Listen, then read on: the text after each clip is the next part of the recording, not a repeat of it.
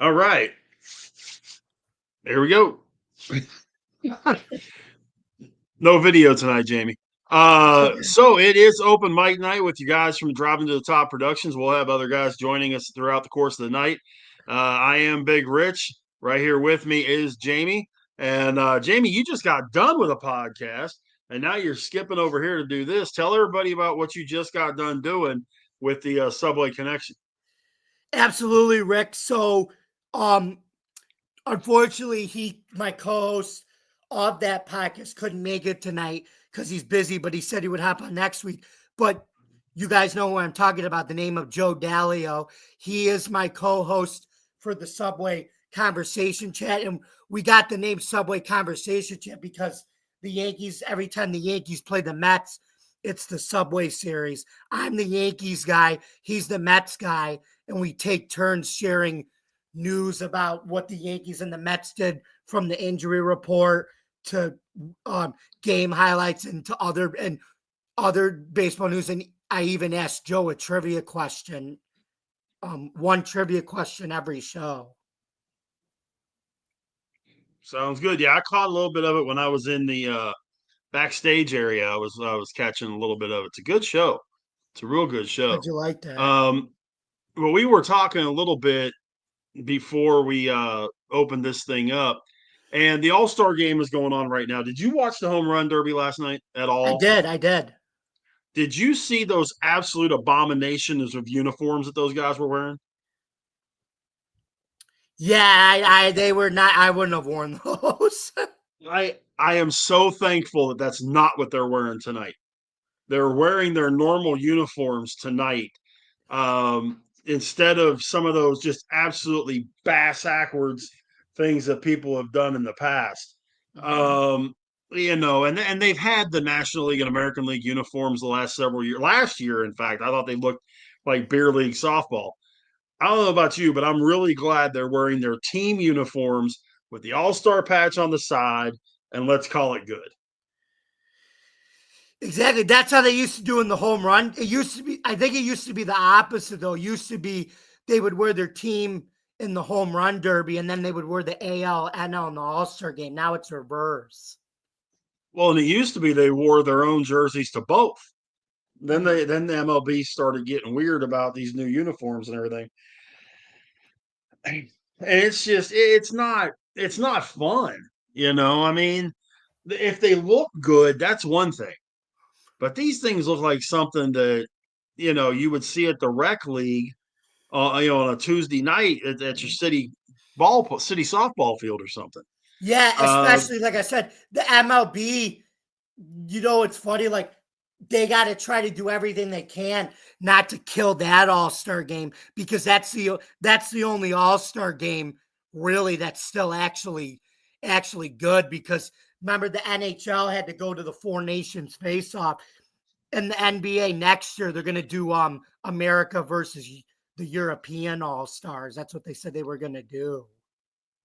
do you think that's actually going to make a difference, though, going American versus Europe? I mean, it used to be not that many years ago that those guys actually tried, and it came down to free throws at the end.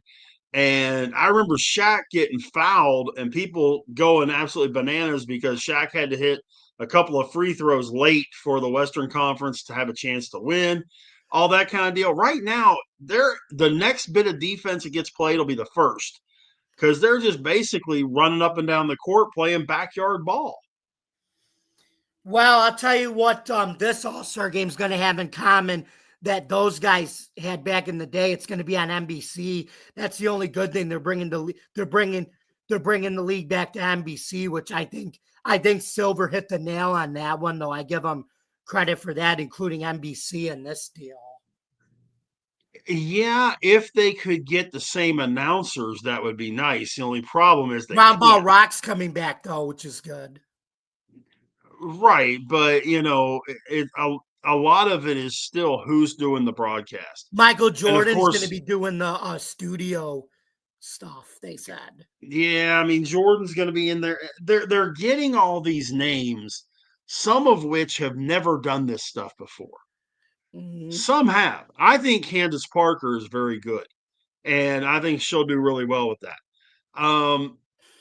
But there's just um, a lot of the people involved that doesn't doesn't enthuse me at all. I mean, Mhm. when you've got your play-by-play team is going to be Mike Tirica and Noah Eagle, and then Reggie That's Miller the and Jamal Crawford are going to be the analysts. well, you get Mike Tirigo, like I say, he does the college football and the Sunday night football. That's why. Yeah, I mean Mike Tirico is fine. That's not where my issue comes in. Mhm. Noah Eagle is, if you ever listen to him do NFL games on CBS, it's like watching paint dry. Um, You don't think he's anything like his old man then, right? Not a drop, not a bit.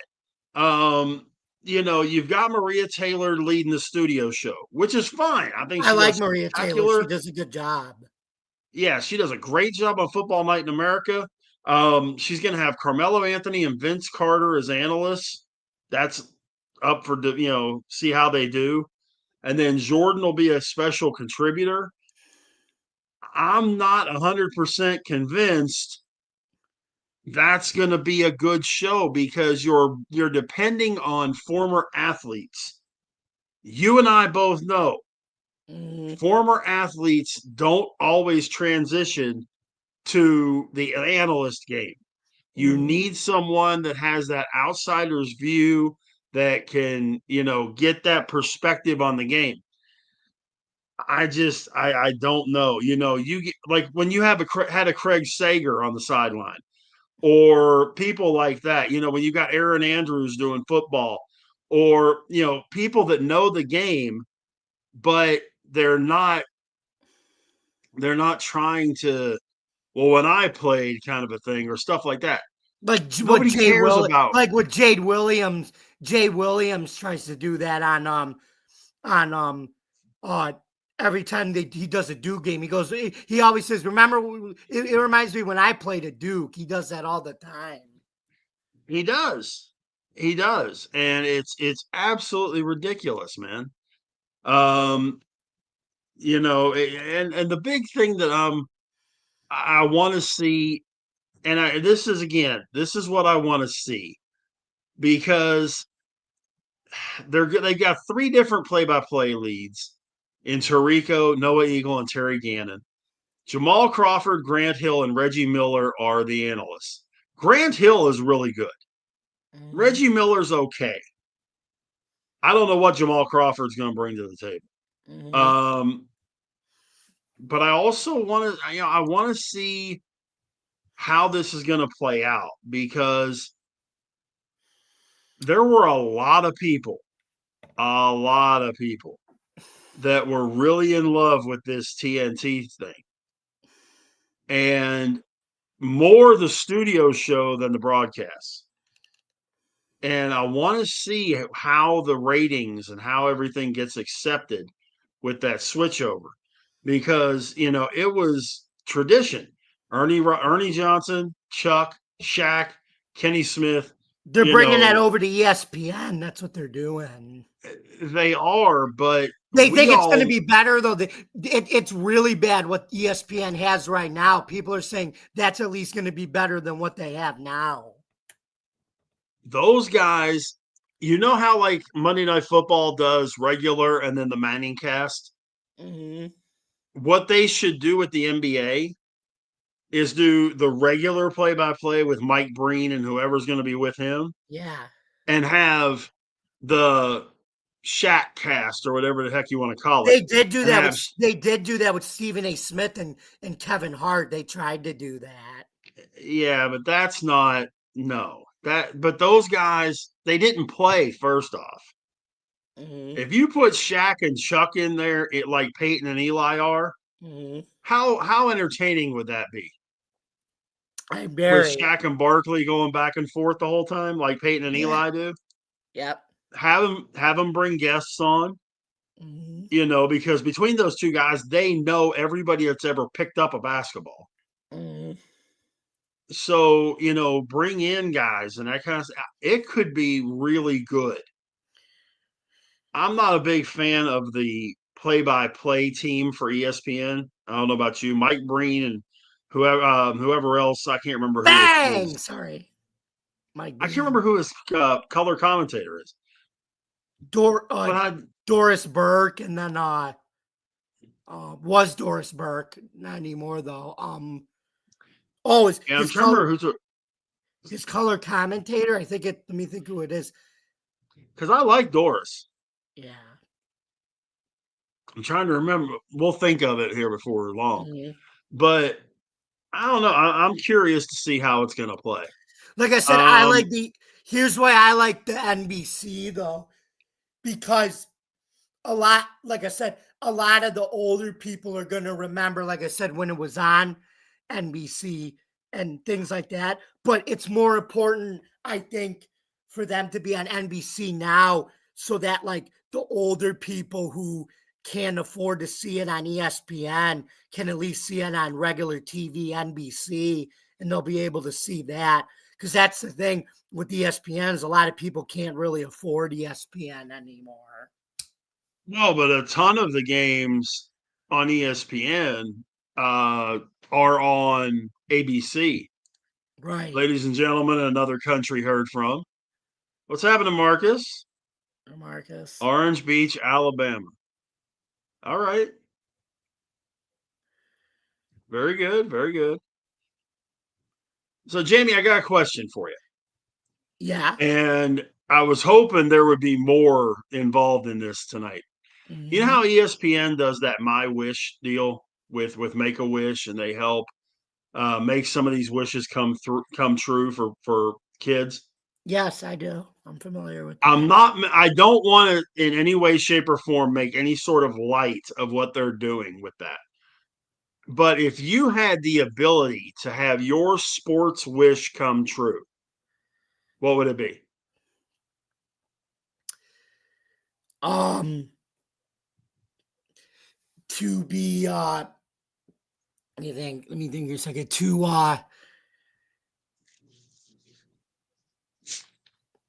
Let me think here. To have my sports wish come true, I think it would be probably getting to probably getting to eventually broadcast on Barstool Sports, Outkick, and Fox Sports, or ESPN would be cool too. All right, very cool. Because like I said, Yeah, it's not just a wish; it's what I want to do for my career as well. sure. No, and I'm with you, man. I'm behind you. I've been fortunate enough to be in the game for 20 years. Josh said meet Max Verstappen or go to a Steeler game. All right. All All right, right. Josh. Very good, man. I'll tell you, you know, I always love when guys have a dream and they're going for it. Which is why, we've talked back and forth a little bit off air through chat and that kind of thing, Jamie. And your writing is good. If you haven't had a chance to check Jamie out when we get done with the show tonight, Jamie will let you know how to get him. He does some really good writing, some really good insight. Um, some of the stuff really makes you scratch your head a little bit because you hadn't thought about it that way, which is what makes a good sports writer. Um, Thanks. but yeah, I mean, I'm just very fortunate, man. Yeah, but the whole thing with me, the one thing that I would love to be able to do, I've ridden in the car doing a hot lap um, at Texas Motor Speedway. Guy was going about 185 when we were doing the hot lap. I want to be the one driving the car. I would love to be able to take a hot lap at Daytona at close to 200 miles an hour. That would be my that would be my thing. Um, I think that'd be really, really awesome to do. Anybody that's listening, please hit us up, hit us up wherever you're getting the feed tonight. Excuse me, wherever you're getting the feed, man. Let us know what you think. What would you be your sports dream if you could have it happen? But we were talking about, and I'm sure you heard about this, Jamie. we were talking about broadcasters and that kind of thing. You've heard about the deal that happened at FS1 today, right? Yeah, They canceled. Joy Reid and Emmanuel Acho got fired because of that Well, scandal. Yeah, there's 3 shows that got canceled. not Joy Reid, Joy Taylor. Excuse me, Joy Joy Taylor. Taylor, yeah. Yeah, 3 shows are no more. the The Breakfast oh, Ball, the Facility, and Speak are Yeah. gone. They kept Colin Cowherd and they kept First Things First. First Things First, I think, is brilliant. I love that show. But Colin Cowherd is a Radio Hall of Famer, so he's not going anywhere, and he pulls big numbers. But those other shows, and you being a New York guy, how much did you have a chance to listen to Craig Carton when he was on the Fan? Oh, Craig Carton's a wild man. I didn't like his take last year. He said the Bills were only going to win 7 games, and of course, that didn't happen. 7? Last year, he said they were only going to go 7-10 because he was like, Josh, you have no wide receivers. You lost all your receivers. You have nothing now, and blah blah blah. He was saying that. The only way they go 7-10 is if Josh Allen's not the quarterback. Right. No, this was last year. He said they were going 7-10. This year, I think he I understand. It's going to be better. It could be this year, last year, 2 years ago, whatever. They're not going 7-10 unless Josh Allen's not the quarterback. But I was never that impressed with Craig Carton. When he did the show with Boomer, the morning show with Boomer Esiason, I would listen to it partially because that was the lead in to me when I was doing mornings in Central Texas. I would get the first hour of Boomer and Carton, and then it would come to me. I did my show from 6 to 9. So I was never a big Carton guy. I think Keyshawn Johnson is horrible. I didn't like him at ESPN. Don't like him here. Mark Schlereth, I think, is pretty good. They were part of that Carton show. Acho, Chase Daniel, James Jones were all part of that show, The Facility. Or no, I'm sorry. Chase Daniel and James Jones were on The Facility. Acho and McCoy were on with Joy Taylor on Speak. And not a fan of any of those. Not a fan of any of them. It's kind of weird. I don't think it's a loss for FS1. The big loss they had was when the whole Skip and Shannon thing blew up. Because that was a great lead into Colin Cowherd, and they had about 6 or 7 hours straight of really good sports conversation. When that went away, then it went down to Colin and First Things First, because the other stuff was just cannon fodder.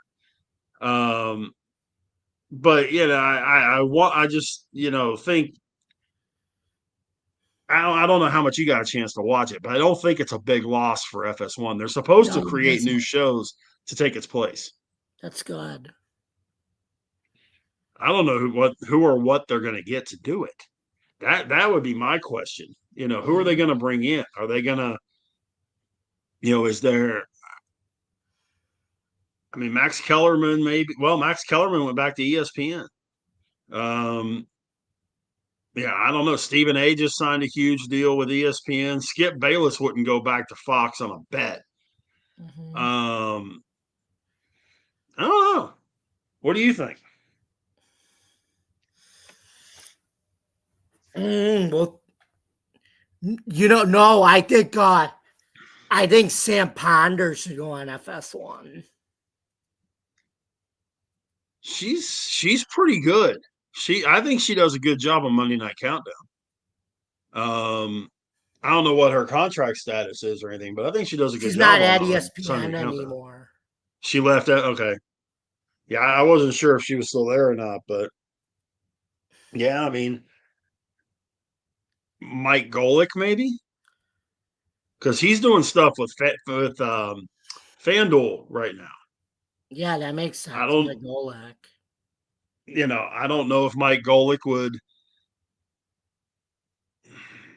but he's not a one man show. Mhm. He's doing a thing with his son right now on FanDuel that's decent. Um, it's more of a gambling show than anything else, but I don't know. I'm real interested to see what they're going to do because they wouldn't have made these changes if they didn't have something to put in place. Because FS1, the only play-by-play FS1 runs right now is NASCAR. Mhm. I mean, what are they going to do? Run old UFL games or run, old programming? They're going to have to do something in those time slots. Mhm. So that could make things interesting. Um, did you see this story about Teddy Bridgewater? Yeah, that was I don't interesting. It's okay. I realize I'm about to turn 54 in about 3 weeks, and I realize sometimes you guys think I'm get off my lawn guy. Mhm. This is getting ridiculous. The man has been suspended because he took care of Uber rides for kids to get to and from school and practice, meals and recovery services for players.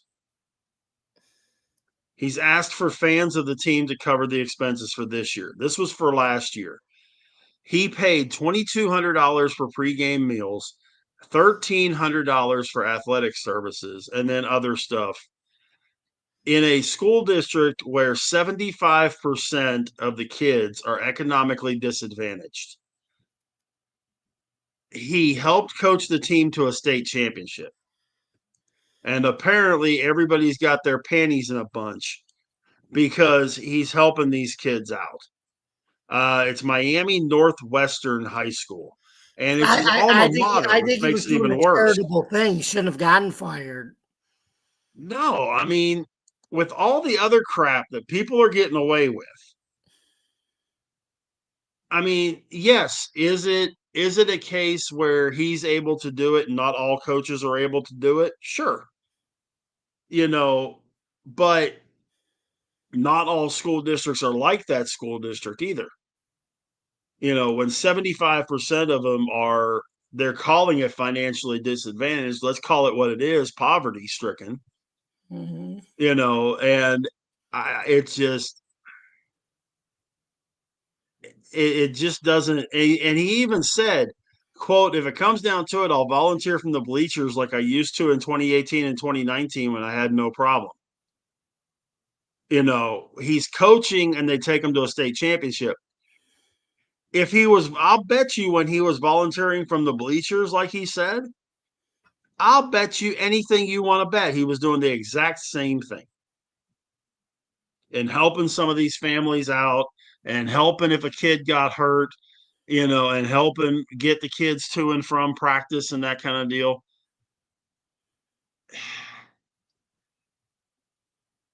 It's penalizing someone that has the ability to do something good for people who wouldn't have the chance to do it otherwise. Now if he was doing it for a school where everybody in that school's parents were making six figures a year, okay, that's an issue. And I realize that it's tough to cater the rules per case. But in this particular situation, you have to. You Mhm. have to do it per case. It's not like he was recruiting players.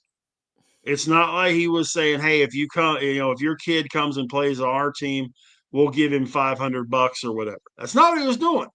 Mhm. He was making sure they could get to and from school, to and from practice safely, and if they got hurt, be taken care of and take care of meals. Mhm. I don't know about you, man, but that hits me wrong. I think it totally does. I mean, there's just there's a lot of people out there that need the help. He does something like that and he gets punished for it. That's not right. And you know who's going to get punished more than anybody else? Those kids. Mm-hmm. Because those kids, he made sure that they were taken care of. He made sure they had a ride. He made sure that they had food. Now, those are the kids those are the people that are going to get hurt worse. Teddy Bridgewater's got plenty of money. Mm-hmm. He's been one of those guys that's smart with his money, and he has the ability to do these things. Okay. And the Florida High School Athletic Association confirmed to Rivals on Monday that it's gathering more information. I really hope that they come back and reverse this suspension. It's just absolutely crazy. 100% crazy that they're doing stuff like this. Mm-hmm. And I mean, Josh, I get it. Unfair advantage. Can other coaches do that out of pocket? Not all coaches can do that. No. And that's why I say it's got to be a case by case basis. What are they doing? I don't understand the unfair advantage. He's making sure that the kid has something to eat, and he's making sure he can get to and from practice. And he's making sure that if there's a medical bill, it's paid because of playing football. Where's the unfair advantage in that? I do not understand where that would be coming from. Ladies and gentlemen, another country heard from. Finally got this Hi, thing Adam. working. They got this thing working, Rich. Holy cow. Guess the power went out while I was on my little trip to my camp. Huh. Jamie, what's going on? Hey, Adam. What'd I miss? Everything. You missed all kind of stuff, man. We talked about all kind of good stuff. Talk about you. No, I'm kidding. Oh, that's fine. You can talk about me all you want. That's fine. But no, we started things off talking about Juan Soto because that's right down Jamie's alley there with the New York stuff. And there's a radio host in New York who went absolutely ape crap about Soto not being on the All-Star team. And he even tweeted out, he said, I'm boycotting the All-Star game because Juan Soto is not on the team. And I actually answered, I commented on his tweet and I said, okay, but where is the problem when he's not even the best outfielder to not make this team? Seiya Suzuki is still sitting in Chicago right now, leading the National League in RBIs. So we were talking about that a little bit. Where do you sit on this thing? I mean, Soto not playing tonight. Where are you at with this? I don't know. Suzuki should be there. I mean, he should have been in the home run competition instead of the other guy. Maybe he's just enjoying his time. Maybe he's, sometimes when you get left off the Summer Classic and you're one of the leaders, it really pisses you off, and you play even better ball to prove you should have been there. That's a distinct possibility, and you were talking about last night. Did you watch any of the home run derby?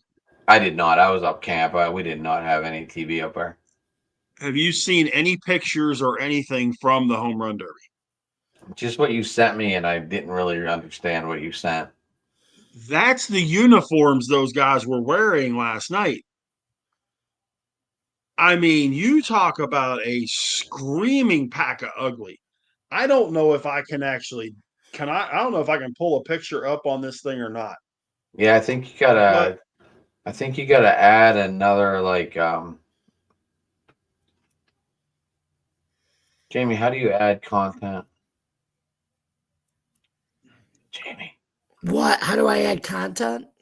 Yeah. I think you gotta present. I promise you, man. I think you gotta present, and then you can put it in there. Mm-hmm. Present. Scroll down underneath our 3 pictures, and it will say present. Presenter invite. It says it right here. Oh, okay. All right. Let me save this so I can. I mean, this uniform, it's a freaking cartoon show. Let me get this thing. Okay.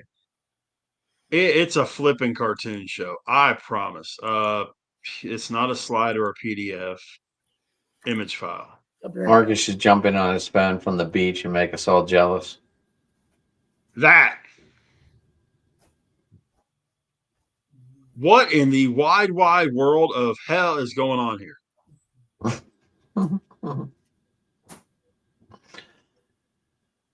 I mean, so what does I'm the American League was black, right? Yeah. Or no. Yeah, they were. And they had the AL in lowercase. I mean, I'm glad they're not wearing them tonight. Thank God they're not wearing them tonight. They're wearing their regular uniforms tonight with the All-Star patch on the side. I know you love those regular uniforms, Rich, but I think the home stadium team should still be able to pick the uniform. And I think they should do it from like one of their collections that they wear and do one away, one home, and make it that way. I think that'd be so neat. Well, I saw somebody say something today, and I can kind of go along with it. Okay. Thanks for the update, Josh. That if they went with the City Connect and created a road version of the City Connect, so you had the home team, let's say the NL this year would wear the home City Connects for Atlanta. The road team would wear the road City Connects. Okay, great. If they want to do that, fine. I get it because that's part of their uniforms. No arguments from me on that. That's a freaking cartoon. This uniform right here is a freaking cartoon. I would be so embarrassed if I'm those guys to wear that. I mean, they could have at least just matched the hat. Huh? They could have at least matched the hat. Yeah, I mean, it's just horrible. It's horrific. So, you got that. We also got into something that ladies and gentlemen, ask Ken the same question you just asked me because he's our Chicago guy. Ken, what I walk into? Here's my $1 million question. All right. Does that look like ass? What is that supposed to be? A all-star uniform? Those were the uniforms they wore for the home run derby last night. That's trash. Fortunately, for the game tonight, they're wearing their regular uniforms. Are people supposed to want to go to the store and buy that? Because that's usually what these uniforms are for, right? So people can go buy them and they can make money. And I wouldn't buy that. That's trashy. I understand. I mean, it's not even beer league softball. Yeah. I'm sorry. I don't even think it's beer. It's like Little League. I've seen Little League uniforms that look better than that. Haven't you? Yeah, that's pretty bad. Sorry I'm late. I got caught up watching I hate to admit this, but I've been watching the Sean Ryan show. And I just got here too, Ken. I looked over at my computer and saw that Jamie and I carried it for the first half hour. We got it. Yeah. I tell you what, I hate to admit I'm watching this Gavin Newsom interview on the Sean Ryan show, but as much as I dislike the guy, he is kind of interesting. Well, let's get you and Adam both on this one topic here. Okay. You guys are familiar with what ESPN does with that whole My Wish program that they do every summer, where they help with Make-A-Wish and they help kids get their wishes to come true.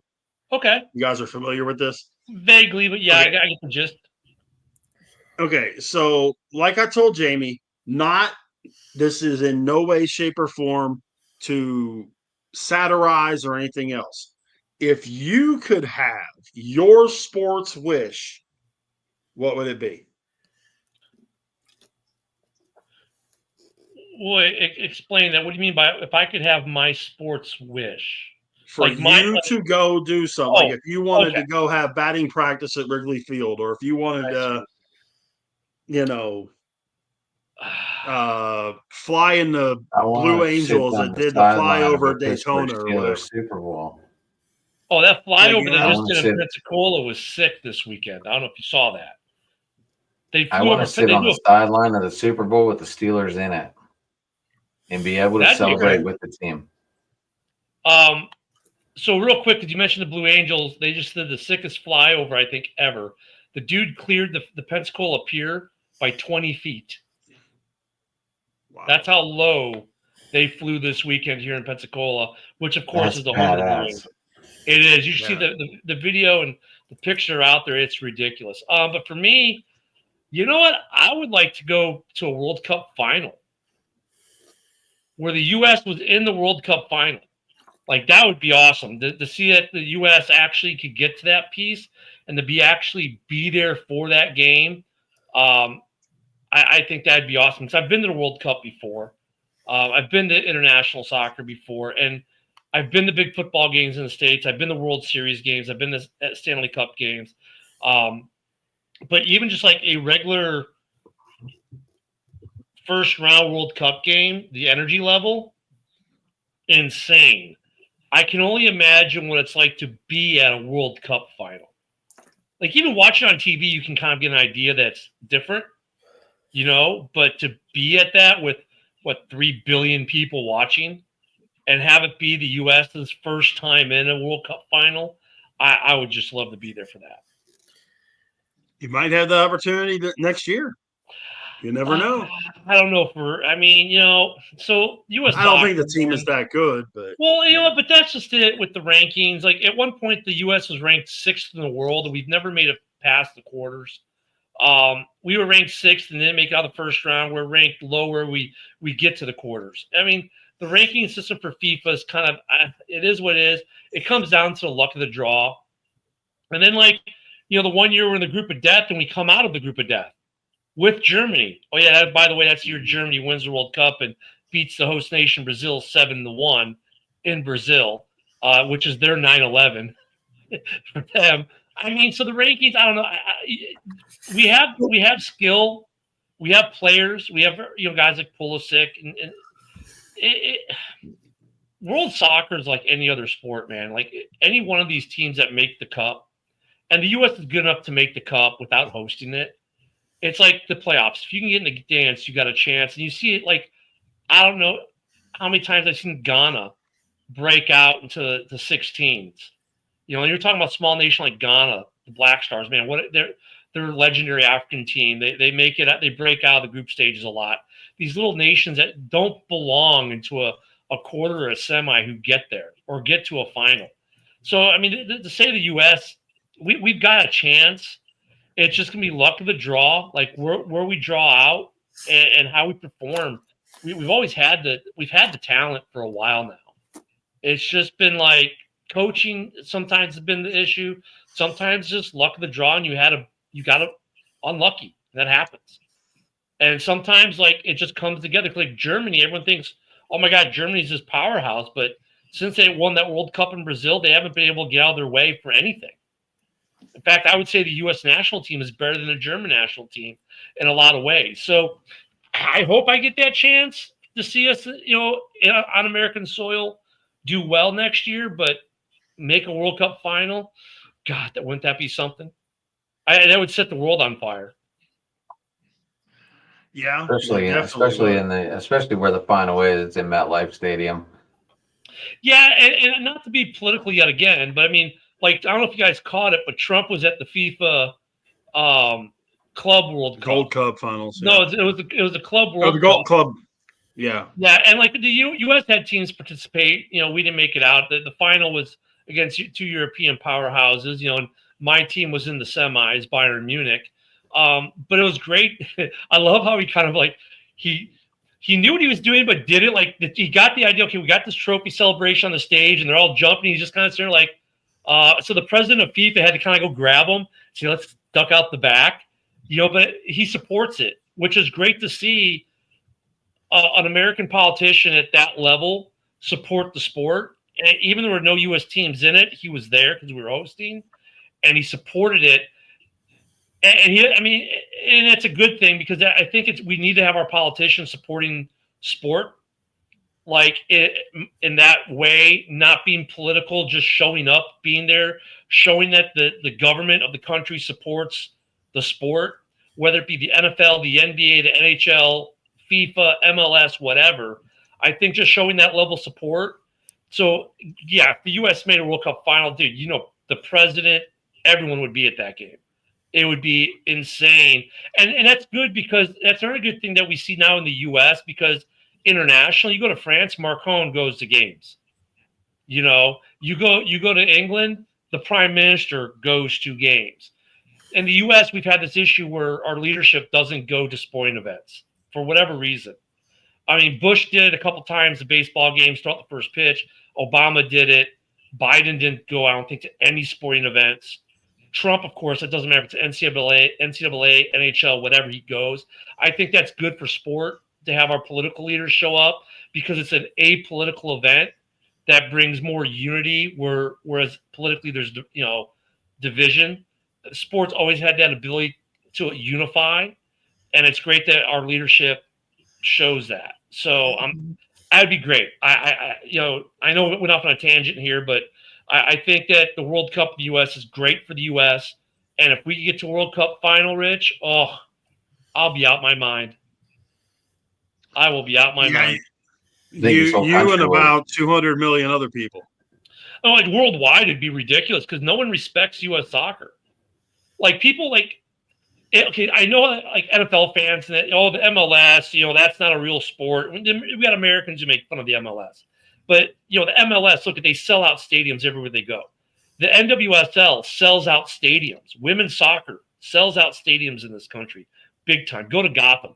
That stadium is sold out all the time. Why do you think Eli Manning bought a piece? Why do you think, A-listers and athletes are buying teams? Patrick Mahomes and his wife own part of Kansas City's team. But we're not respected. We don't respect ourselves here as a sport, but globally, the MLS is looked at like being the second division for someone else. But it's taking guys like Messi and Zidane, or not Zidane, I can see his face right now, from AC Milan. He went and played for the Galaxy. Zlatan. Zlatan came here, played for the Galaxy, did great, went back to Europe, and won Serie A again. So I mean, we're getting a reputation of actually being a good league that has good competition and good skill. It's just like we don't see it enough. And the international community, the fans, the players have more respect now for it. But the fans don't. So if the U.S. were to do really, really well with a team that's a lot of the players play in the MLS, I think that would do a lot for this league, for this country, and change perception of this country in terms of that sport with the worldwide audience. I mean, if the U.S. gets to the semifinal, that's a massive step too. We've been to the quarters. It'd be a massive step to get to the semis, but to get to a cup final as a host nation, oh yeah, that's my make-a-wish, to be at that final.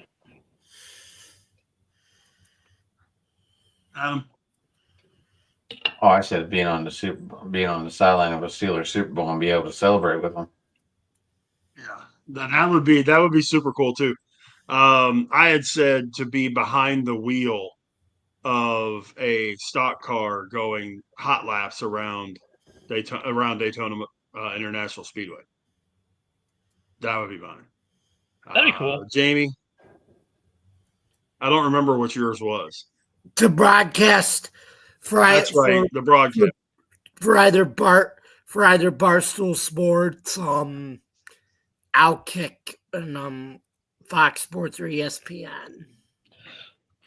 Which we were talking about that, and that led me to this FS1 deal. Have you guys heard what happened with FS1 today?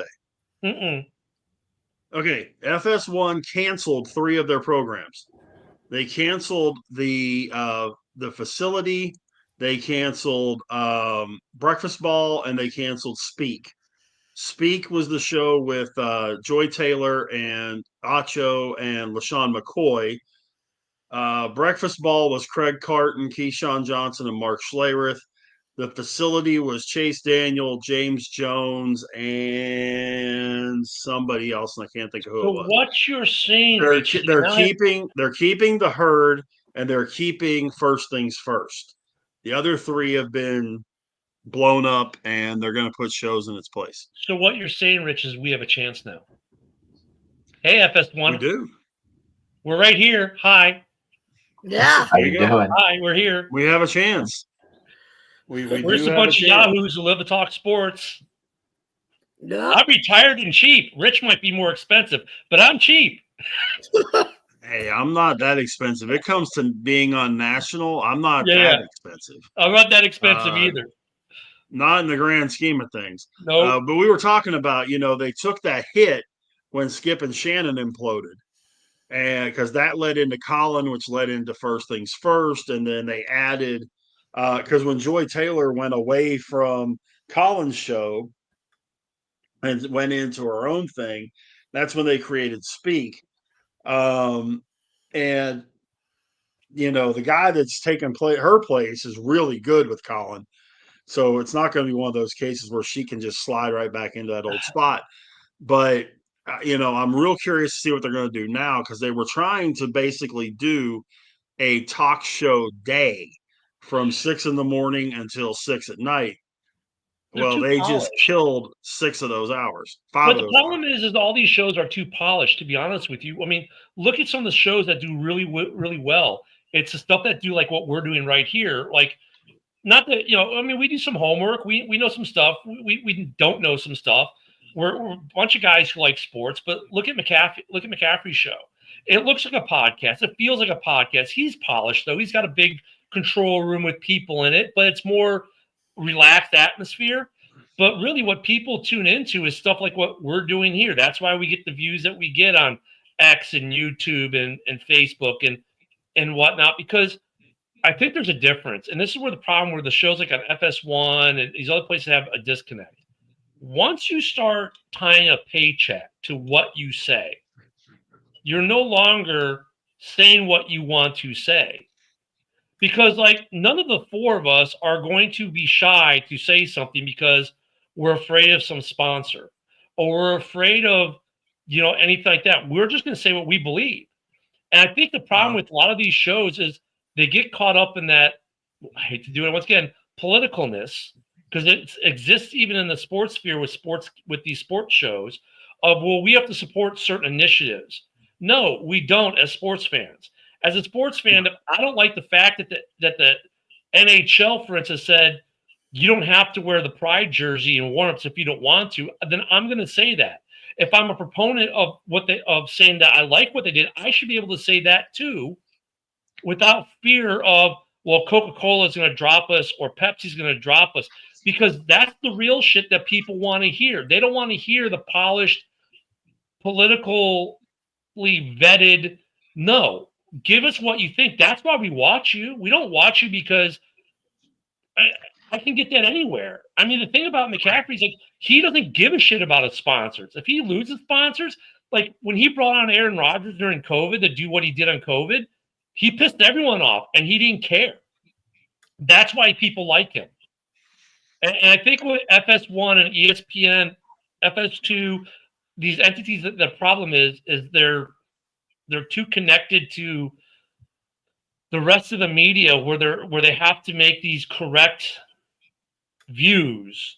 So like I'm sorry, but if you don't like the National League uniform, you should say it on FS1 or on ESPN, and don't be afraid of hurting someone's feeling or some sponsor's feeling, because when you sit there and do what these guys do, this is why the ratings tank, because after a while the fans go, this is a bunch of bullshit. I'm listening to a bunch of shills who are just shilling out for whatever company is sponsoring the show, and they're making all this money, and they're going to tell me what to do.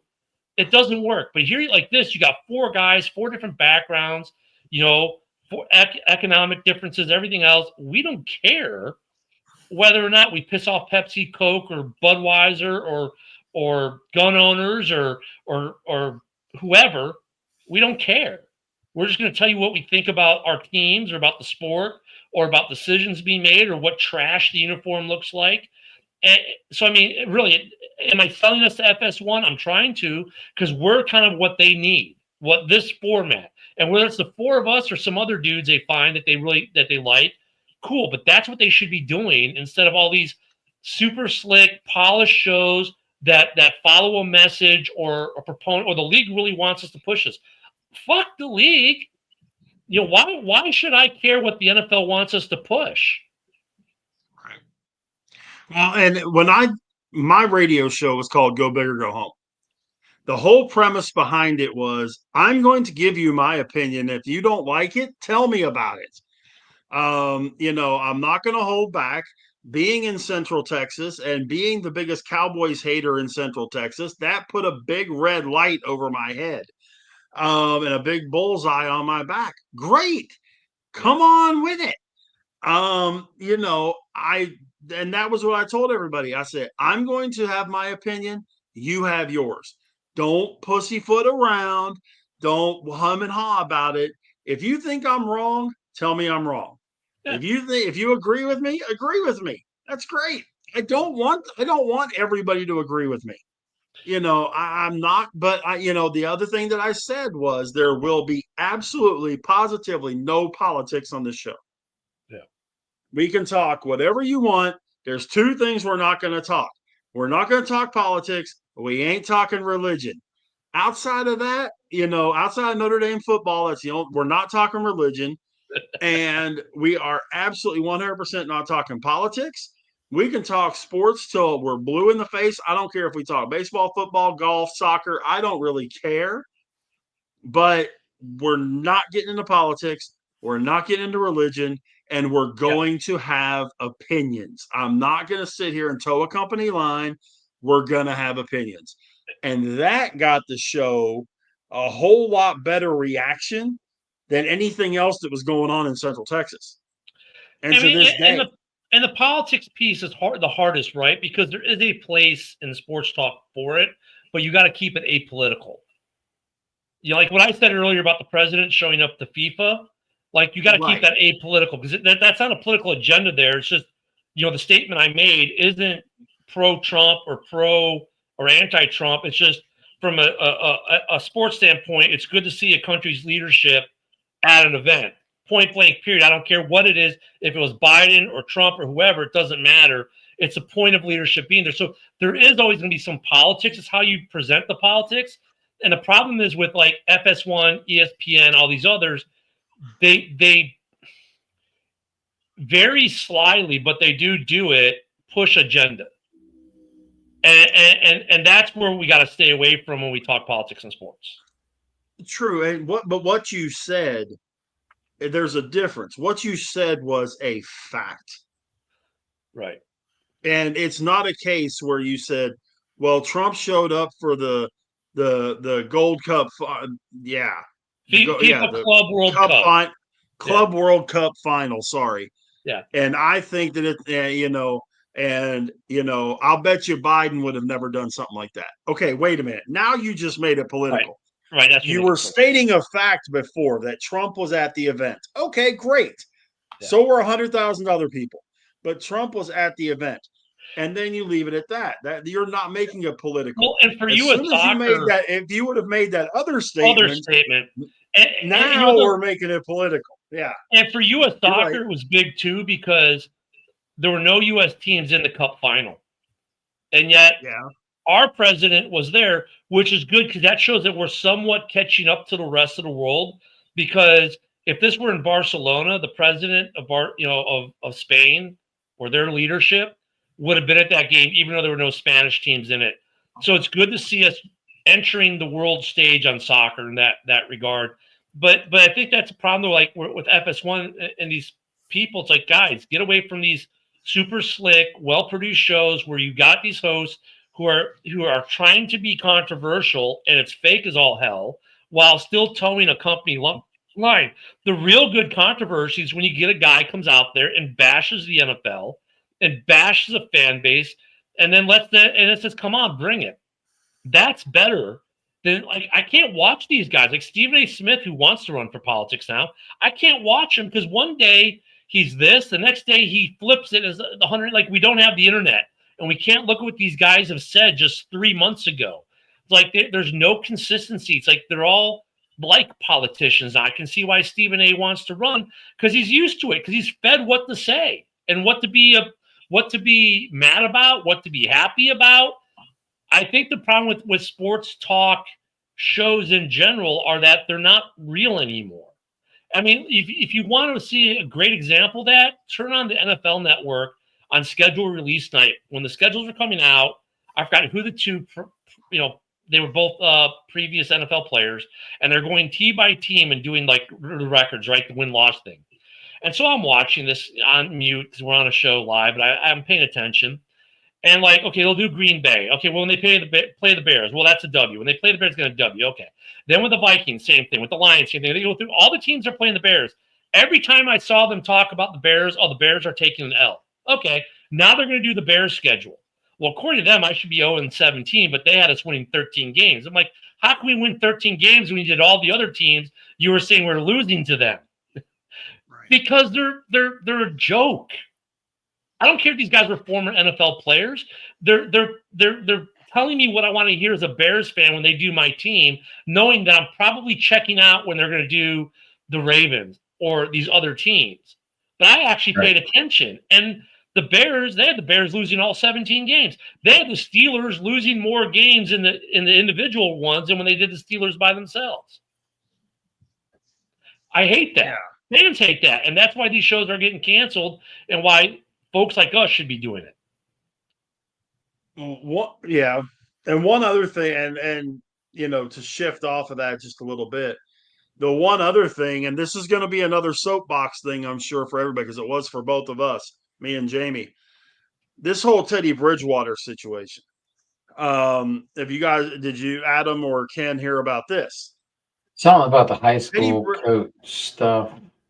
Yeah, Teddy Bridgewater has been suspended from his position as high school football coach at his alma mater in Miami for allegedly providing impermissible benefits to his players.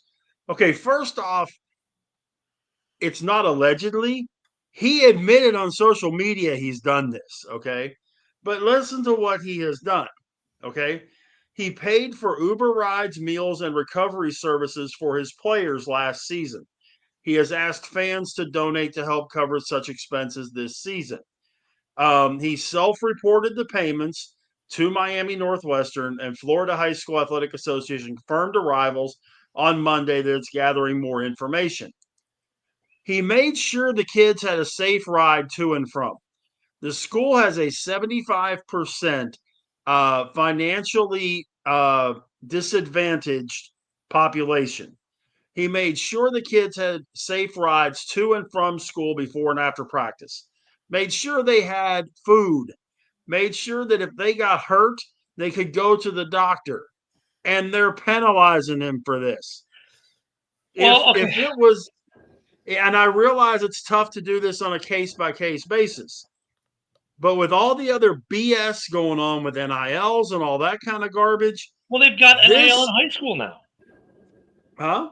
There's NIL in high school. There's a kid who ran track up here, okay, and as a freshman in high school was signed by Nike. As a freshman in high school, right? Yeah. Now, I hear what you're saying. I'm like thinking, how's this any different than what we did at Gulf when my kid played at Gulf Breeze High School? Gulf Breeze, of course, I've got the Andrews Institute, and everyone, you guys should know who that is, right? Like that's where the NFL sends all their players when they get injured. That's where all the players come before the draft. They all come here to the Andrews. That's why I've met a couple guys. Andrews is the premier. Well, guess who does the stuff that he paid for? Guess who does that for our kids? Andrews. So our kids get Andrews Institute as their training staff. Before every game, they're fed. After games, they're fed by the boosters. So and if he reported it, he took his own money and put in the system. He didn't pay players. He just gave them better quality of life. What the hell is wrong with you? Oh, it's not fair to other teams. Well, life isn't fair, Cupcake. The fact that Teddy Bridgewater did that makes me like him even more. Me too. Because he looked out for his kids when the community couldn't or wouldn't. And it takes a community, right? It takes a village. The village couldn't do it, so he said, hey, I got it. And then he said, hey, I got it this year. but I need help. Can you guys help me this year? What's wrong? And that's nothing worse than what's going on anywhere else in the state of Florida. If the state doesn't have a problem with it, and I don't think they should, I don't understand why they would suspend them. It's good for the kids. It's good for the program. He didn't pay players. He didn't provide anything that would be. It's not like he bought them cars or bought them jewelry or bought them clothes. He provided transportation, made sure they had proper nutrition to play, and made sure they had proper medical care if they got injured. What the hell is wrong with that? But they're mad because he was the coach of the team last year, and oh, by the way, they just happened to win the state championship last year. It's not an unfair competitive advantage because other teams here, like Gulf Breeze High School, does all of that institutionally, and they've never won a playoff game. I understand, but they're going, well, these kids may be great athletes, but they didn't have all the extra, and they're calling it extra stuff. They wouldn't have been able. It's not extra stuff. It's being able to have a safe way to and from school. Well, food like to I eat. said, Gulf Breeze High School, right up here in the Gulf Coast, off the Gulf of America in Pensacola area, does all of that. Everything he did is covered by at Gulf Breeze High School for these athletes, and they've never won a playoff game. The fact they won state, that has nothing to do with what he did. I think it's hate. It's pure hate to try to explain why you weren't as good as someone else. I mean, there are many, many high schools that provide these same kind of things. The ride thing might be the only thing that's a little extra, the Uber thing. I get, okay, maybe that one. But the nutrition and the athletics the medical stuff, that happens everywhere. The Uber stuff, okay, that one might be the one where they go, well, that one I can maybe understand, but the other two, school districts with money do that. His school district is lacking the funds, so he picked up that piece and asking the parents to, hey, contribute to your kids being able to be successful and have proper nutrition and proper medical care. The only thing that's problematic probably is the Uber stuff, the rideshare stuff. That can be problematic. Yeah. Adam? I don't see why he got suspended. I'm very confused. He's trying to do good for these kids, and I don't know the area at all. A lot of these kids might not have role models. I don't know the area, so I don't know. Is it the Miami area, Rich? Sir? What area is the high school in? It is. It's in Miami. Miami-Dade, Deep Blue. Miami Northwestern High School. Yeah, so it's Deep Blue, inner city Miami, very blue. Look, the only thing I would have, I can see why they have a problem. Hold on. I was referring to like parents, father figure, mother figures. That's what I was referring to. I wasn't referring anything about the blue city or the red city. No, but that'll tell you about the demographic of the area, unfortunately. But that's so you're talking inner city Miami. But they went 40% red. Not that part of the city. I thought they did. Not that part of the city, but I mean, regardless of that, though, yeah, you're right. Inner city, probably, the parent issue is there, but the only thing I look at, the Uber thing is the only thing where they can probably get them on, because you can talk about endangerment, because the Uber drivers aren't cleared by the state. We don't know if they're safe to track. It's from that part maybe a safety issue, even though the intent was good. We don't know anything about these Uber drivers. The Uber driver could have been a mass murderer for all we know. That's where they're going to get them. I think that the idea, though, was good. I agree with 2/3 of it, no problem. The thing they're going to get them on is the Uber thing, because it's going to be endangerment of the kids. Yeah. What were your guys' thoughts?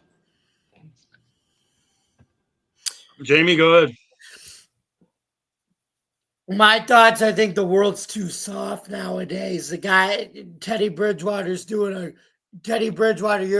you're a great guy. You were always a class act in the NFL. Stay true to your beliefs. Don't change your beliefs because people want you to stick to your guns on this, and I think you did the right thing for these kids. So I agree. I applaud you for what you did, and I defend you for it. Let me add one thing to what Jamie said, though, because I agree with what he said. The only thing, Teddy, you could do better next time, instead of doing Uber, hire a company and have them vetted first to transport the students so you can avoid the child safety issue. So if it's a company, you hire a transportation company to transport these kids, and they're vetted, and so you can get past that safety issue. I think that's the only thing he could have done better. But I agree with everything Jamie said. Mm-hmm. Thanks, Ken. All right. So Josh has just made it 6-0 National League, by the way. Yeah, it is 6-0.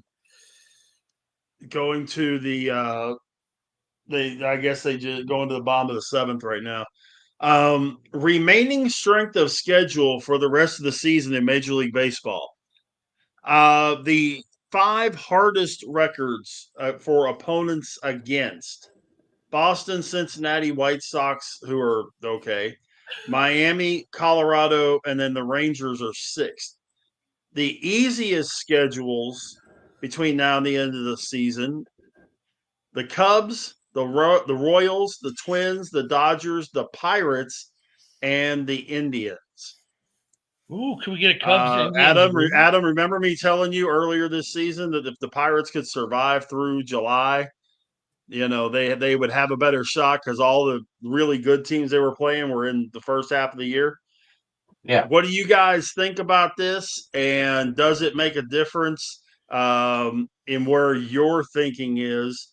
And I can let you know where your team is on this list. Jamie, the Yankees are 20th, and the Mets are 12th hardest. Okay. Ken, Adam, Jamie? Could we have a Cubs Indians rematch of 2016, but the Cubs sweep it in 4 this time? By the way, the Indians, they're 25th. They're the 25th easiest or 25th hardest. What's the Cubs have the easiest record? They have the easy. Huh? I mean, I would love to see. I mean, who would not love to see a rematch of the Cubs Indians of the 2016 rematch? I mean, well, okay, Pirates fans won't because you want the Pirates to be in it, but I mean, that would sell.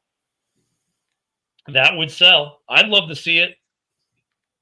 Listen, you go to Cleveland, you say 27 outs, and they all know what you're talking about. Yep. That's all they needed for 2 games. Yep. It didn't happen. The big thing that I'm looking at with, I said it at the beginning of the season when we did our preseason picks. By the way, Ben Rooker just went yard, so it's now 6-3 National League. But Paul Steele's not going to get a win again. I don't think the Dodgers go. The injuries to that pitching staff. Yeah, they've got 37 pitchers and they're paying $500 million to that pitching staff. And every one of them spent time on the injured list.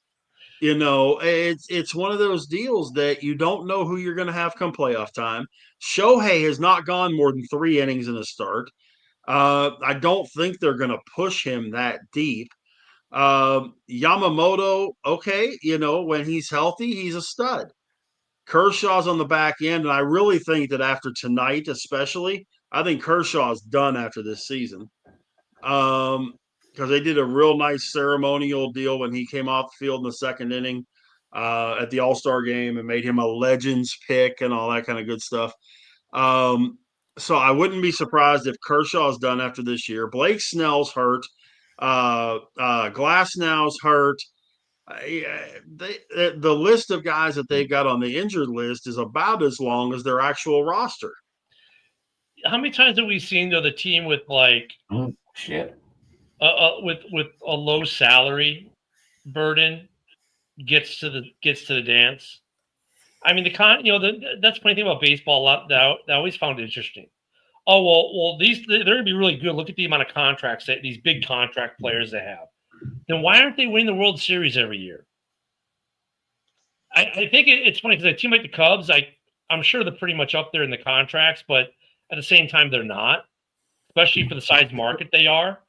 You know, I don't know why people get surprised, or like in Pittsburgh or Minnesota when they sneak in from time. You know, it's like the amount of money they spend to me doesn't correlate to winning World Series. And I think with these teams that you mentioned, like the Pirates and the Cubs, who are in the thick of it right now with easy schedules, and they can get hot going into the playoffs. That's all that matters.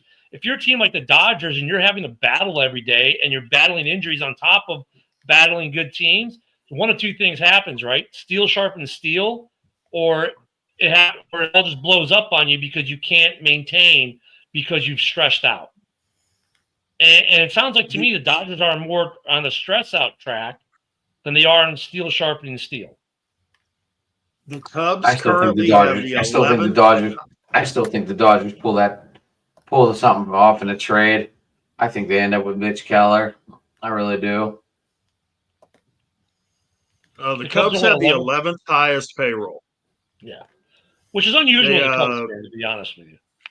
I'll tell you what, though, you talk about a team that could do it that isn't paying a whole ton of money. They're right in the middle of the pack at 17th. How about those fighting Detroit Tigers? Yeah. They are number 17 in salary. Milwaukee, they're sniffing the division. 24th highest salary, $112 million. The Tampa Bay Rays are 26th. Well, that's always been the Rays, but isn't it how the Rays always are? True, but you were saying about teams that are lower payroll teams that could do something. Yeah, any of those three could do something. Could make hay. Still see the Pirates being sellers. I just do. I don't care what the schedule brings. What these players are gonna, when they get rid of them, what these players bring is going to be way more intriguing than winning at this point, unfortunately. I'd like to see Chicago get back to another World Series this soon, though. I mean, now it's 6-4. You know what? The NL deserves to lose because they left Suzuki off the roster. That's all I got to say about that.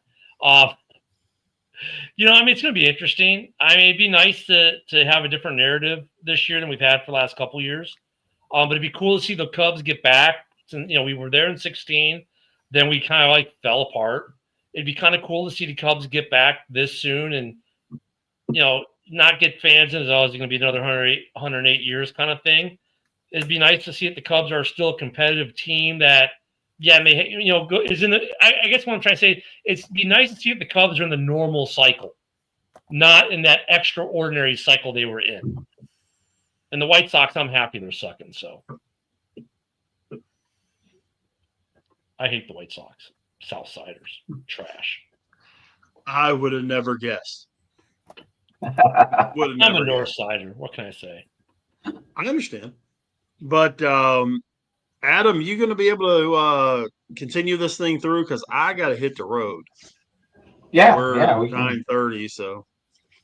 But I know we got a lot to talk about tomorrow night on Steel City Sports Talk. Absolutely. Yeah, I can go for another 20 minutes or so. Is that all right, guys? Yeah, I'm good. Yeah. Get me on X, Big Rich 8371, Facebook, just my name, Rich Richardson. Appreciate everybody that's been a part of this thing tonight. My Monday nights, 2 tire change, 7 Eastern, 6 Central, and then Wednesday nights with Adam, we do 9 Eastern, 8 Central, Steel City Sports Talk about all kind of Pittsburgh sports. Appreciate you guys. Ken, Jamie, Adam, appreciate you guys. And I'll catch you guys. Sorry about my computer. Sorry about my computer not loading up today. Yeah. It's all right, man. I had you covered. No problem. I guess there was a power outage over the weekend, and I had to fight my computer to turn on. Well, that's better than me. I just got sidetracked. I even forgot it was Tuesday, and then I looked over and oh shit, it's Tuesday. That's what happens when you're retired. Every day is Saturday, and every night's Friday. That's what happens. Yeah. Hey, I have a question for you guys because we talked about this on House All Sunday, talked about it on the morning show briefly, but it's different for me because I'm obviously in the north, And the morning show, Ken is in the North, and Sunday, well, we're all Bears fans. What did you guys think about the news out of Chicago this weekend that we extended Ryan Poles, and his contract is now the exact same length as Ben Johnson's? Did you think that was a good move, bad move? What are you guys' thoughts on that? I think they should extend Ryan Poles. I think he's got I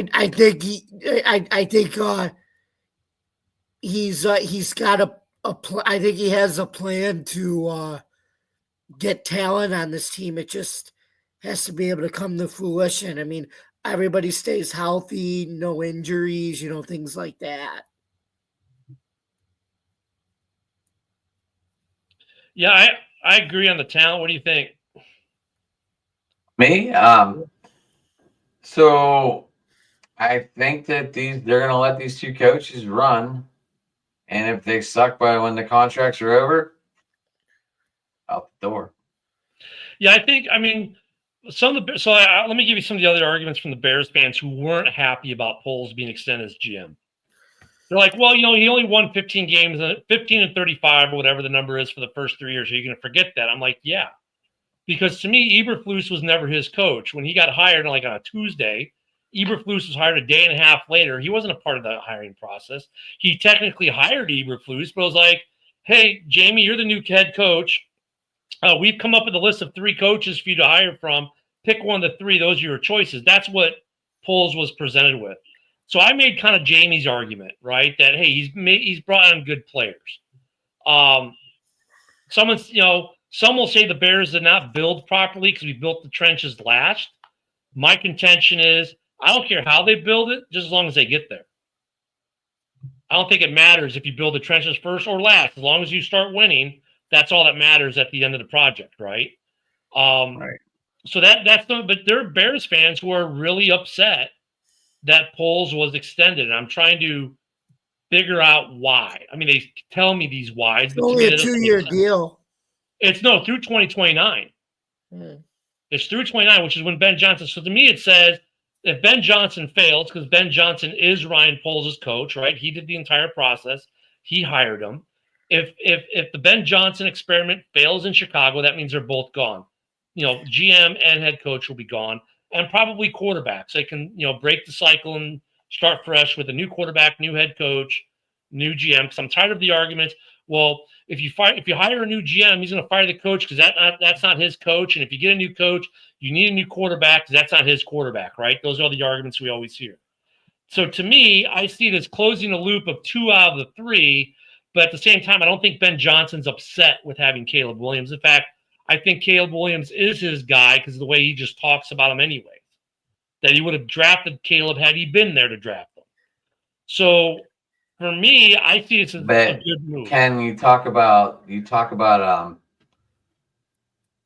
playing the political pull, and Caleb Johnson's your guy, so you have to like him as a coach. True, but I mean, I'm just saying. I know. I agree with because you have to say that, right? You're not going to be hired and say, "Hey, the guy we drafted." You can't go in and be like, "I've never been a Caleb fan. Why am I here?" Right. Exactly. I agree with you. And that's like, well, why did Ryan Poles say, "Well, I'm going to win the North and never take it back"? Because that's what you said, right? That's what you. It's like if the Steelers get a new head coach, that new head coach day one will say, "We're going to win the North and never give it back," because that's what you say. Right, so yeah, I agree with you there. Right, you get the fan base pumped up. Tomlin says that everyone's like, "Oh, great, we win the North, and then we're done in one playoff game, yay!" But no, I think the Bears did. I actually think the Bears did something good, and I agree with Jamie. I think he has a plan, and that's one argument I really haven't made. But I think he has a plan. Whether that plan's right or not might be argumentative because I know Broski Bear, who does the morning show in house with us. He said the Bears have built their team ass backwards. The line was the last thing when it should have been the first thing. I don't know if that really matters, to be honest. I think if they would have built a team for Justin Fields instead of bringing in all these scumbags, Justin Fields might have been a good quarterback. Yeah, I think he might be. You might be right. Had they given him an offensive line, maybe he would have been much better than what he was. Right. And the weapons. That's what I mean. Like, all of a sudden you got 2 used rookies or 1 rookie wide receiver that's what, Luden, right? Yeah, we got Luther Burden the third is the wide receiver 3 or the slot. You've got Roma Dunze now at the 2, DJ Moore at the 1. I mean, come on, like Justin never had that to throw to. No. No, he had Cole Kmet, but they never used Cole Kmet because he was too busy blocking. Right. He had David Montgomery, and they did use David Montgomery well, but they didn't let him go to Detroit. I think the Bears mismanaged all that. So do you think they fixed it now though with the polls way forward? I think they're trying to make up for a lot of lost causes.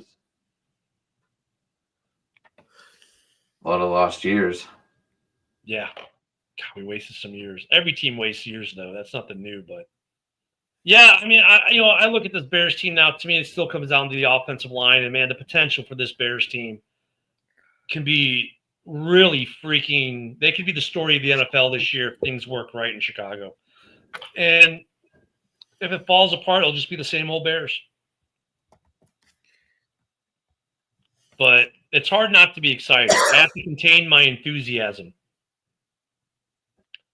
Because with this quarterback who I like, with the weapons, which I think we all agree are good, if that offensive line goes from 25th to 15th, this team is putting a lot of points on the board. It's going to be scary. Did the Jets overpay, Josh asked for Justin? No. It was only a 2-year deal. Was it 2-year, $40 million, right? Yeah, that's a good deal. That's a steal, man, because he's probably – before he got traded, his over the – no, not over the cap. What's the other one? What's the other one we use for cap? For the contract, Spotrac. His Spotrac was at like $45 million before the Bears traded him for 1 year. So no, the Jets got a great deal. And if he's the guy that, and look at the thing with Justin, he's improved every year as a professional. He was 4-2 last year before they benched him stupidly, I would say, in Pittsburgh. You've got a head coach who was the defensive coordinator who had to scheme against him twice a year for a couple years. Sauce Gardner, they overpaid. Probably, but that's the market right now. Would you agree with that, Jamie?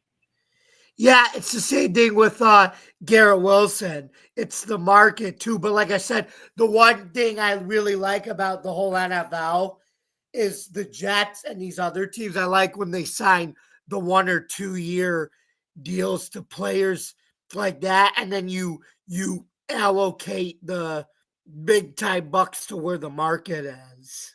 Yeah, I think the Jets are going to be fine. I think the Jets might be a good surprise team this year. I mean, I know a lot of people we don't expect.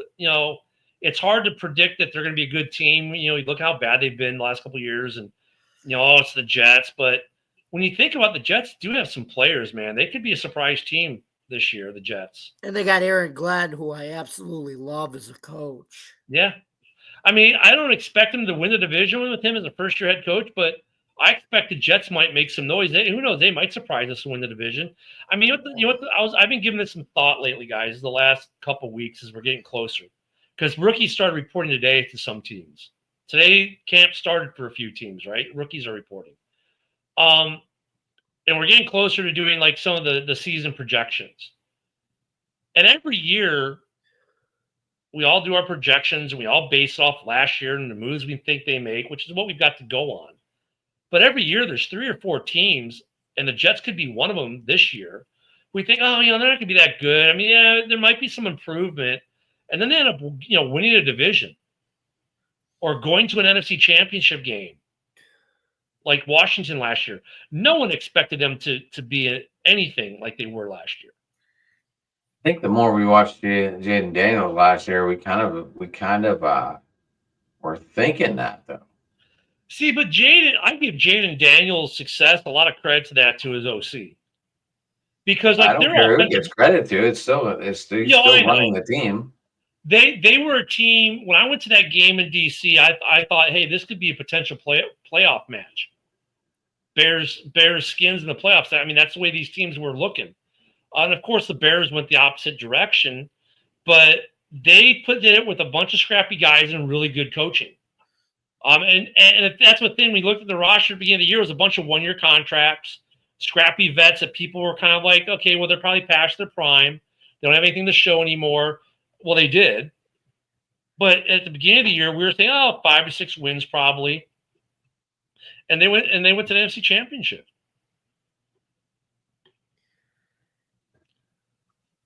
I guess my son's a Josh Allen fan, so that's. I mean, Josh Allen's still the guy you got to beat, right? But I think the Jets can make some noise in that division. I'm not going to say they're going to win the division. I don't think they'll beat Buffalo, but they may come in second place in the division and get a playoff spot. Could happen. It could happen. They could be that team that rattles some cages. Because Miami kind of is falling off a little bit.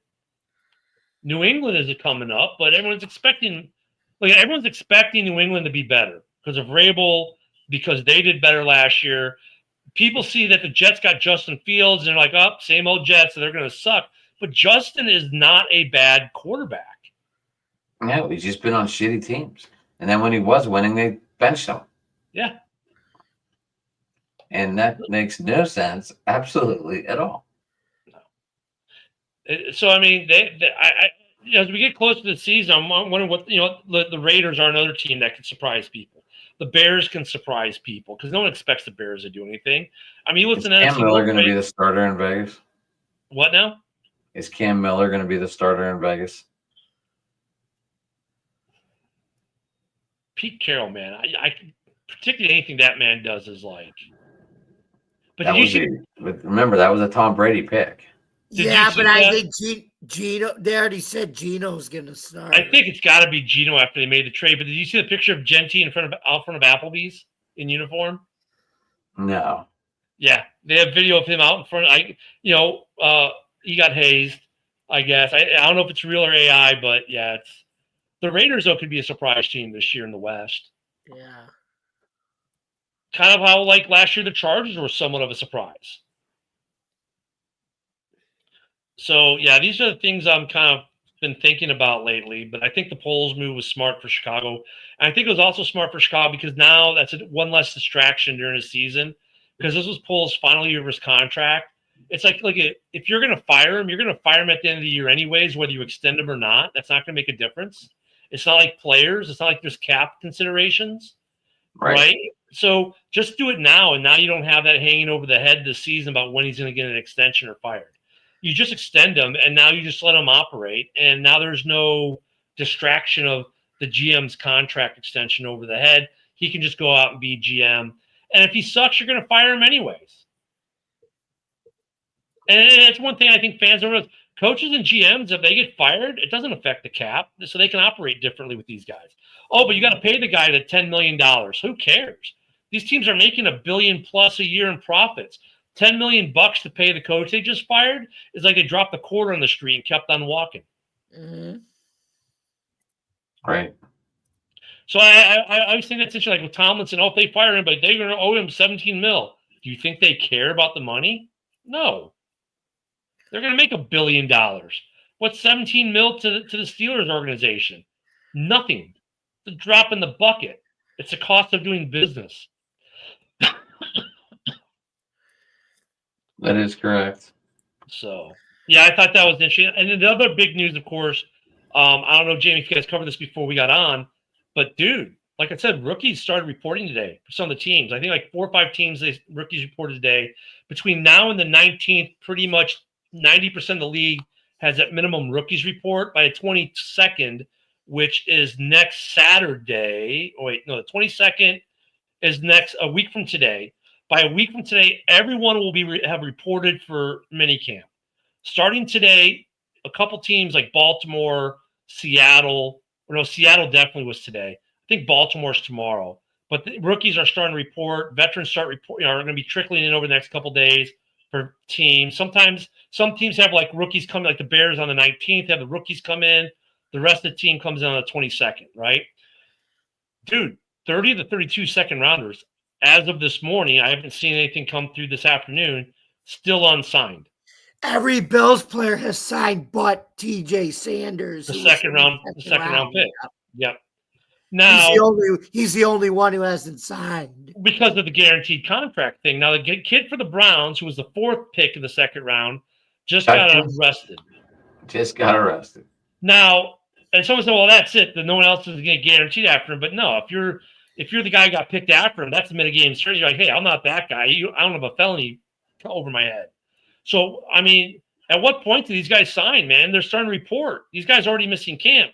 You can't fine them. They're not under contract. They're just not making money. So, but they're hurting themselves, right? So, what It's point? too bad. They might not be though, Ken. Jackets could have been a good run. Now you got to investigate and go. Did they get paid by the NAL, or do they have enough money on their bankrolls not to worry about this? Well, no, yeah, no. The teams can't find them because they're not under contract, but they can't go to camp because they're not under contract. So right. But what I'm saying is, did they get NIL? Did they get paid by the NAL where they don't really need to go? Right. Well, that's now a difference, right? These guys probably have some money from NIL, but they're hurting themselves career-wise by starting to miss camp. So you look at the Bears, where we have our starting left tackle is probably going to be Ozzie Trapillo, second-round pick. If he's not signed by 19th and misses camp, how does that affect the offensive line for the Bears with him missing camp? Right? Especially if you're that second-round pick is the guy that you're looking to fill a hole this season. So at what point do we start seeing these second? I would have thought we'd see it today with guys having to report, especially Seattle. They're what everyone's waiting on, and they haven't signed their guy yet.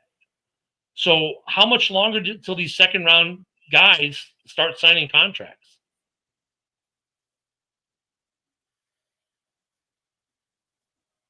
Right. What do you guys think? When do we start seeing them sign? I think TJ Sanders, I think he will eventually sign. It's just I can't tell you when, but I think it's a matter of when. What number was he in the second round? 41. He was a 41st overall pick? Yes. We traded up to get him. So he was a 10th or 11th pick in the second round? Yeah. Or 41? 9th pick. 9th pick of the second round. He might be waiting because like the Bears have Luther at the 7th overall in the second. Those guys are waiting to see, do the guys in front of me get a fully guaranteed deal or not. Mm-hmm. That's what's holding it up. And that's why I'm surprised Seattle didn't sign their guy today. Because if he didn't get a fully guaranteed deal, I think all the rest of the second rounders signed. Yeah. I'm just wondering when a guy's like Ozzie Trapillo is towards the back and go, you know what, fuck it. I'll take the non-guaranteed and sign. Like, I'm wondering what player's going to break ranks or what GM is finally going to crack the code and these guys are going to start signing. Mm-hmm. Actual real news in the NFL at this part of the season, it's unusual for us. Yeah. We have a whole round of players not signing a contract. Yeah. That's definitely big. Yeah. Yeah, especially like what is it? The Hall of Fame game is what? Less than 20 days away? Yep. Yeah. So if you're a second rounder, it's like, if you're counting that guy, it's like, hey, I mean, the Bears have 3, and we're looking at 2 to be starters. Maybe all 3 of them. I don't know if Shamar Turner is going to crack the starting lineup, but yeah. The Chicago Sun-Times put an article out 7 hours ago. I'm just checking it really quick to see if there's been any. Nope, nothing. Nothing from them. So yeah, I don't know at what point. Everything else from a day ago, so nothing broke today. At what point do these guys start signing contracts? Mm-hmm. It's a good question. Yeah. We're still going live, right? Yeah. Oh. Yeah, I pushed it out to my ex late, of course, because I was late. Yeah. Okay, I just realized my Twitter is not even on there. Yeah, good job. I didn't make it. I didn't make the link. See what happens when you show Rich up late? made it. I was real late. I know. I got caught up and I'm like, oh crap, it's Tuesday. And I saw the link from Rich. I'm like, oh crap. So I hopped on real quick. I hate when I do that. I mean, I had family over this weekend, so my internal weekly clock still messed up because there's unusual amounts of activity this weekend, which was good. But yeah, my whole week clock is messed up, and it's hard being retired because I don't think of days like normal people do, I guess.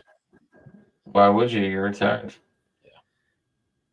All I know is the grandbaby was here today. That's so I know it's a weekday. After that, it's like I couldn't tell you what day of the week it is. And they went to the zoo today, so. Right. But yeah, I can't wait. I mean, we're here, guys. They're reporting. NFL season's about to hit, which means summer's almost over. Wow. My son wants to play me in college football so bad. I haven't even played it yet. Is that what you guys were discussing buying last week? Yeah, he ended up buying it. Yeah. Well, obviously, because he says you need to play him. Right. I guess he wants to get his ass whooped. Is that what it is? I haven't even played it yet, so I have no idea. No, he wants to have the opportunity to whoop your ass because he's been playing it ever since. So you don't know what you're doing, so he can beat you. Right. Is this the A and B games on Nintendo? Tempo Bowl? God. Touchdown.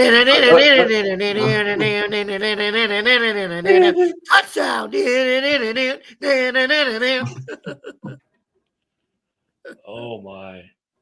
Man, I have to admit something though. This year, unlike last year with the NFL in the offseason, has been much as a podcaster who has to come up with ideas of this type of stuff to talk about every day, has been much better than last year. Like we've been able to stay away from the clickbait. Like there's stuff like the Teddy Waters stuff today, that kind of I hate that kind of stuff because he was trying to do the right thing, but we haven't it's been mostly positive stuff this offseason. I mean, yeah, we had a couple guys get arrested for stupid shit. You know, like being a rookie and driving 120 mile an hour, and I get it. But we've actually had some good stuff to talk about this offseason. I've been happy. It's been a good offseason. I'm just ready for the season to start. That does make for better podcasting for us. Yeah. But sometimes as the viewer, you need that fighting or disengagement. Yeah, I mean, I've been happy we haven't had to engage in clickbait discussion though. You know what I mean? I agree. Yeah, but yeah, we've been a good. I can't wait. The season's almost here. Jeez, it's here already. Camp is starting. Start making those predictions and start doing your mock drafts.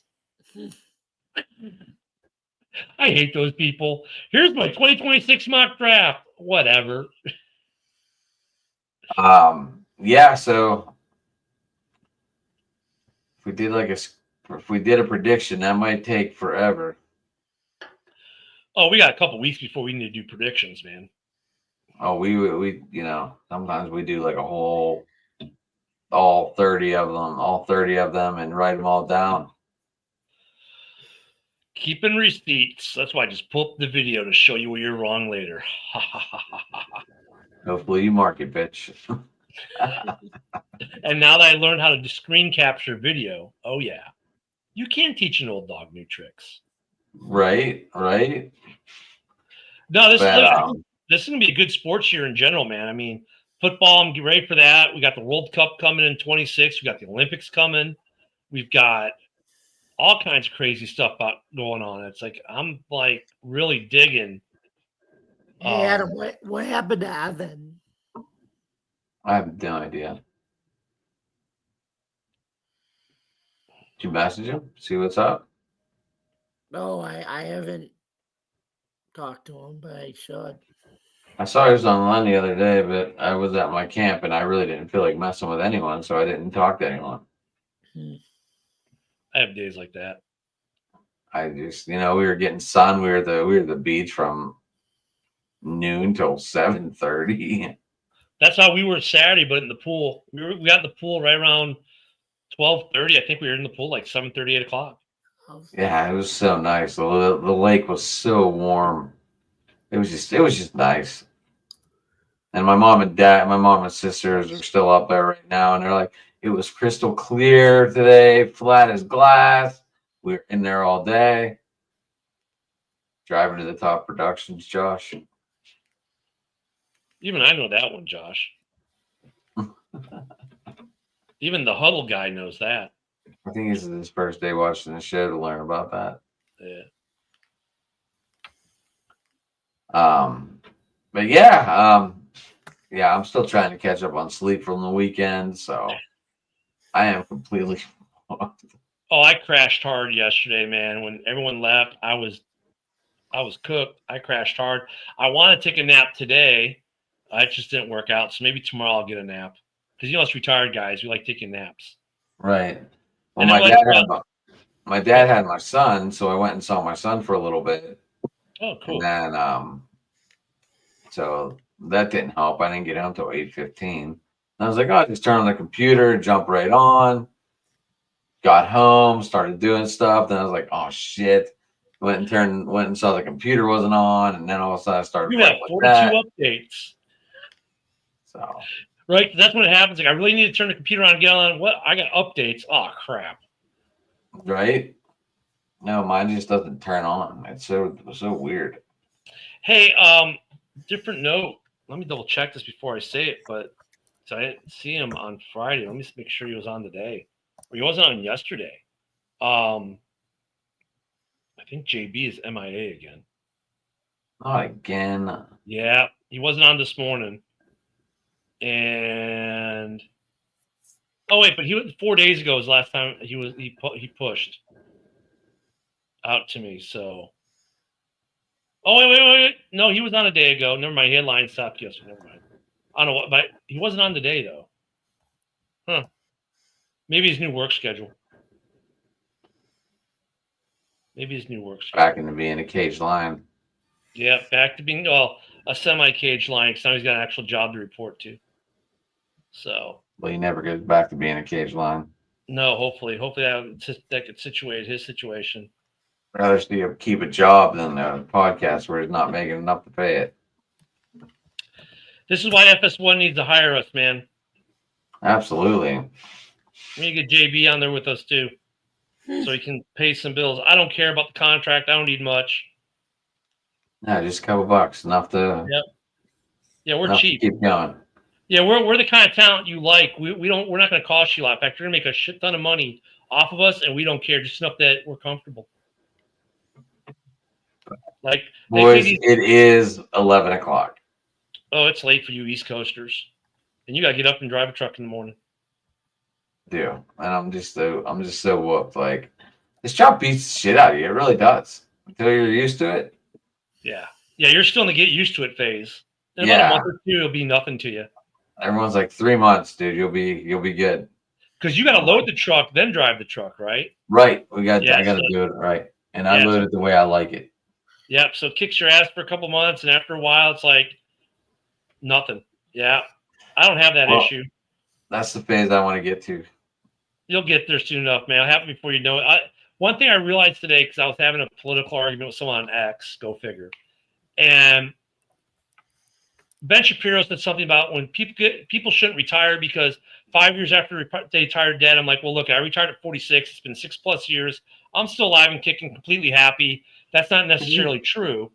I think people that retire didn't do it right and end up just sitting at home, and their bodies are so used to going to work all the time. It's about keeping yourself busy. That's why I do the podcasting, because it keeps me engaged, right? It's not necessarily about the physical. Let it all go. Like, it's about, physically, I don't do anything. I sit in a lazy boy more times than not. But I mean, I do play with the grandkid now, but it's about mentally being engaged. But as we're having this argument, it's like, damn, I've been retired 6 years and I did 26 years in the Army. That's 32 years. Like, where did the time go? Like, I remember, like, it's just yesterday. before I swore the oath the first time. I remember like yesterday before I went active duty the first time. I remember like yesterday when I got my commission. It just goes quick. So like with you getting this new gig, before you know it, you'll have been there 5 years. And it goes back to even further. Like then I started thinking like watching quarterback, and Joe Burrow is like, you know, you get in this league and you think you got all this time, and you blink and it's 5 years. And he goes, I'll blink again and it'll be 5 more years. And that is so true. I mean, I blinked and it's been 6 years since I retired from the Army. Right. And before I know it, it'll be 10 years and then 15 and then 20. And all of a sudden you're like 70 some years old going, shit, where did it all go? Where'd all the time go? Your kids are grown. You have grandkids and they're grown. Kenny Chesney, it says it all. Don't blink. Yeah. Well, you got no choice in this life, unfortunately. But so you this period you're going through right now, you'll blink and it'll be over before you know it. It'll be second nature to you. I'm just waiting. Whatever. We'll get there. Yeah. We'll get there. But Fox Sports would hire us. Then we wouldn't have to do any of that stuff. Right. I could sit on my ass and enjoy They don't got to pay us millions of dollars a year. No. I'd be happy on $100,000. Yeah, I was gonna say low 6 figures is good. 100 grand, 120 grand. That's it. Just I don't have to work anymore. Well, for you guys, you don't have to work anymore. For me, so I can just pay some bills off, supplement my retirement income. Right. That's I'm ready to walk. Yeah. What do you think, Jamie? That sound good? Yeah. All right, Fox Sports, where you at? We're ready. You better tag them, Ken. Yeah. My Twitter's not Although active right now. for me, I could use a full-time salary though, because I'm only making minimum right now. But you know, I mean, that's what I'm saying. It's just like this is what sports shows used to be, where guys like us sitting around. And we don't care about corporate sponsors or, you know, and like we're just going to say what we feel. just pay me. Honestly, it's honest opinions. It's not swayed by sponsorship deals or the league wants to push this or a corporate wants to push this. There is no corporate. We are corporate. You know, it's like we just say what we're going to say, and some people like it, some people don't. But it's an honest opinion. Whether you agree with it or disagree with it, it's an honest opinion. And that's what we don't have in sports media, unfortunately, across the board right now is honest opinions. That's why Fox needs to hire us, because we're honest opinions. Right. I completely agree, Ken. Just a bunch of knuckleheads who like to talk sports. And you can, speaking of talking sports, because I know we're trying to wrap it up, it's 11:03 now.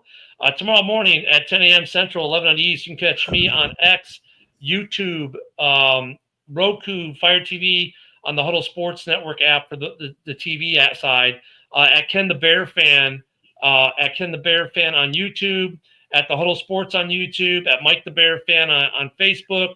You can catch Ken and Ken in the morning. We're every Monday through Friday, 10 a.m. to 11 Central, and also tomorrow night.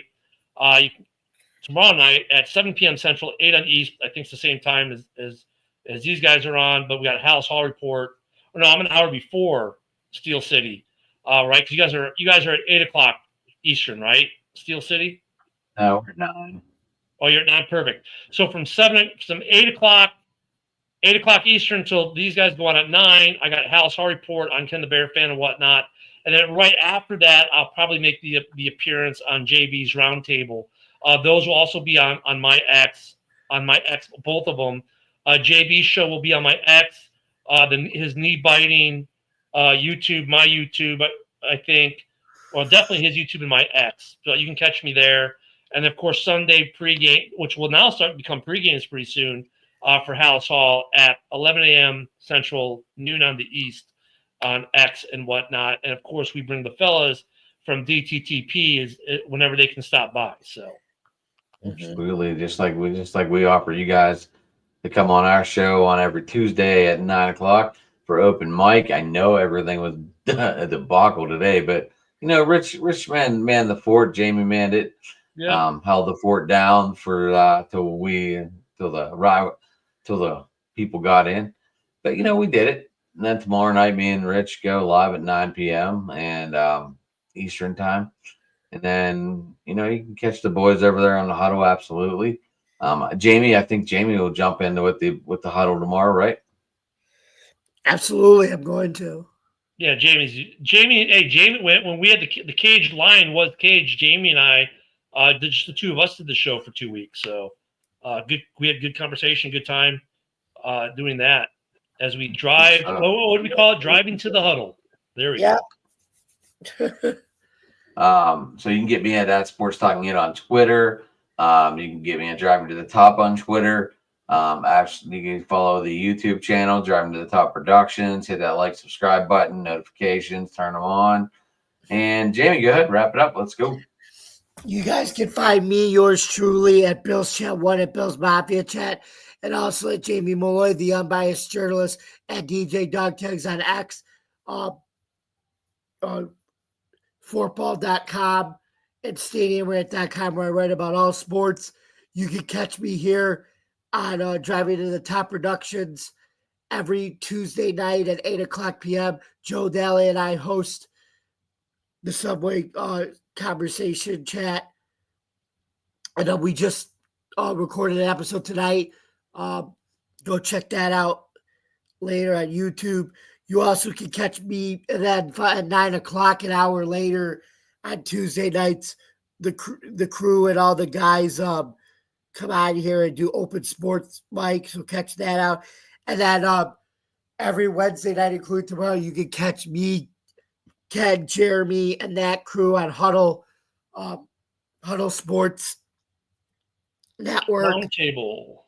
NFL Roundtable. You can tune into Roku Fire Stick, YouTube, and Facebook for that. And then every Thursday night, starting next February, Jeremy, Marcus, and we do our UFL show. That's going to be for season 3. So thank you guys very much for listening. Don't forget to subscribe to our YouTube channel, like, comment, ring the bell for notifications. For more content on Driving to the Top Productions, you can visit our YouTube page, Twitch stream, Facebook stream, X, where you get your podcast. And then for content on the Huddle Sports Network, you can visit our YouTube, Facebook, our Roku Fire Stick TV, wherever you get your podcasts there. Thank you very much for listening, and we'll see you next Tuesday night at 9 o'clock p.m. right here on Driving to the Top Productions. This has been another production of Open Sports, Open Mic Sports Night. Have a good night, everybody, and we'll see you next Tuesday at 9 o'clock p.m. Good night, everybody. And hit those likes, subscribes, and reposts on X too, man. Help everyone out on X too. It's a big thing. Yep, absolutely. Mm-hmm.